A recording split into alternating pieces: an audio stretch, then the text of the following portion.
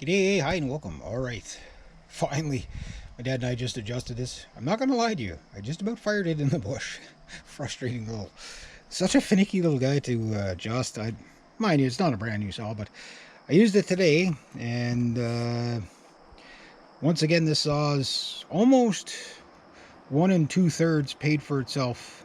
Almost 2 times paid for itself anyway. So 1 2/3. So this is the tree tangerine. Does lovely. But this is how to properly dull your chainsaw part 2. Exhibit A, chainsaw. Exhibit B, dull chain. Plot thickens. Alright, so the chain was previously sharp and pretty well sharpened, might I add. I even had probably my stuff over here. Ooh, still gets so full of oil.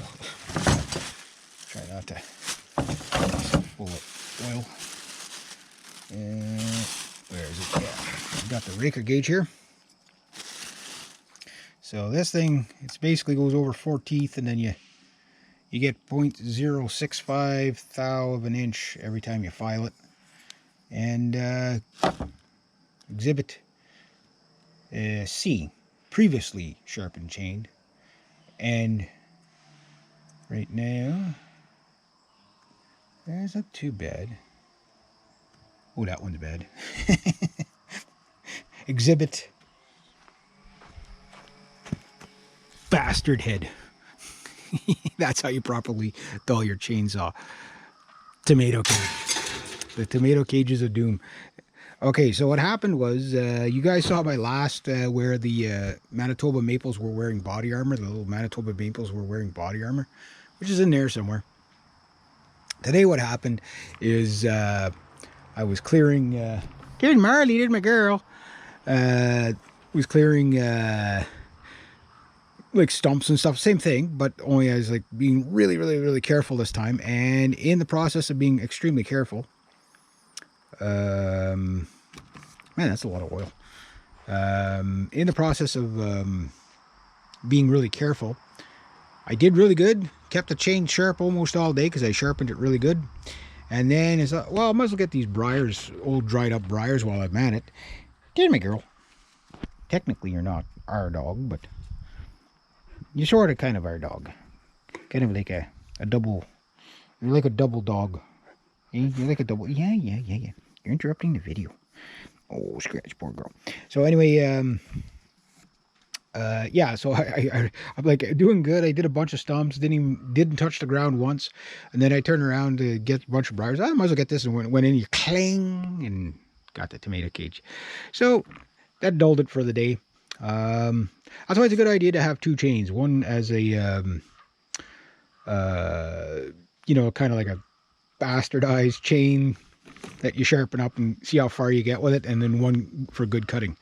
Now, I think we got it settled out. Like I say, it's quite frustrating trying to adjust this little guy. It runs good. It's just it didn't idle properly, and the chain was idling too high and stuff like that. So, but it's pretty finicky, this one. So between my dad and I, we pretty much, well, we'll see what it's like when it's cold. But at least because I was running it today, I got home, the first thing I did, rather than jump in the shower and change, I wanted to adjust this so that, well, it was still warm. So that's what I did. But again, watch out for this stuff, that stuff, that stuff, that stuff, that stuff, the little body armor rolls. Yeah, so, but other than that, it is a good saw. Just frustrating trying to adjust the darn thing. I think I got to adjust my oiler too. You think?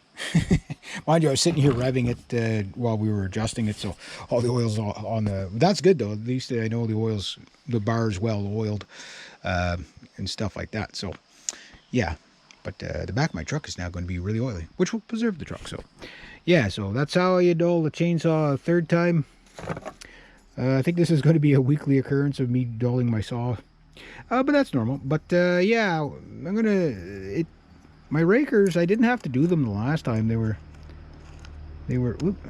pretty good. and stuff like that. Some people were saying how they like these, and some people are saying how they don't like these. It's doing the rakers by eye, I find is it's not so much just an art form. It's just that it's really, really slow.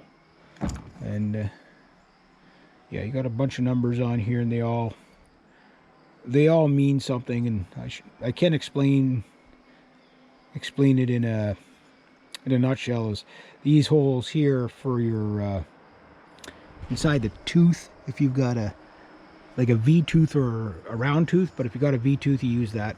If you've got a round tooth, you use this for your sharpening. And you got millimeters on there. You've got 85 degrees and 75 degrees on this one for, again, a pitch gauge depending on the chain you're using. And this one is 90 and 80, so again, depending on the tooth.